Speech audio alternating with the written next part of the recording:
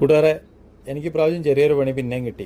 വാഴ മഴക്കാലത്ത് വെള്ളം നിന്നുകൊണ്ട് വാഴയുടെ വേരിനൊക്കെ ചീച്ചിൽ സംഭവിച്ചിട്ടുണ്ടായിരുന്നു. ഞാൻ അന്നേരം കൊല വരുമ്പോൾ നന്നാവുമായിരിക്കും, കിട്ടുന്ന ആയിക്കോട്ടെ എന്ന് വിചാരിച്ച് നിർത്തിയതായിരുന്നു. കൊല വന്നു കഴിഞ്ഞപ്പം കായ്ക്കും കേടാണ്. നമ്മൾ ഇനി നിർത്തിയിട്ട് കഥയില്ല.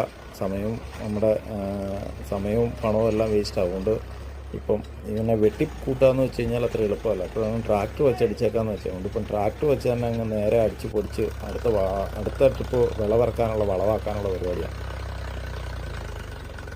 അതുകൊണ്ട് 2000 വാഴ ഇപ്പോൾ അടിച്ച് നിർത്തുന്ന ഭാഗമാണ് ഈ കാണുന്നത്. ഇനി അടിച്ച് നിർത്തിയേച്ച് വേണം പുതിയ കൃഷി ഇറക്കാൻ. 10 ദിവസത്തോളമാണ് മഴ കാരണം വെള്ളം നിന്നത്. 10 ദിവസം കൊണ്ട് വേരിന് ചെറിയ ചീച്ചിലൊക്കെ സംഭവിച്ചിട്ടുണ്ടായിരുന്നു. അപ്പോഴേ നമുക്ക് മനസ്സിലായതാണ്, നമ്മൾ വളമൊക്കെ ഇട്ട് നിർത്തി ചിലപ്പോൾ ശരിയാവുമായിരിക്കും, നന്നായാൽ കിട്ടുള്ളൂ, ഇത്ര ചിലവാക്കിയതല്ലേ എന്ന് വിചാരിച്ചിട്ട്. പക്ഷേങ്കിലും ഒന്നും ചെയ്യാൻ പറ്റുന്നില്ല. ഇപ്പം കൊല വന്നു കഴിഞ്ഞ് വെട്ടി നോക്കുമ്പം കായ്ക്കെല്ലാം കേടാണ്.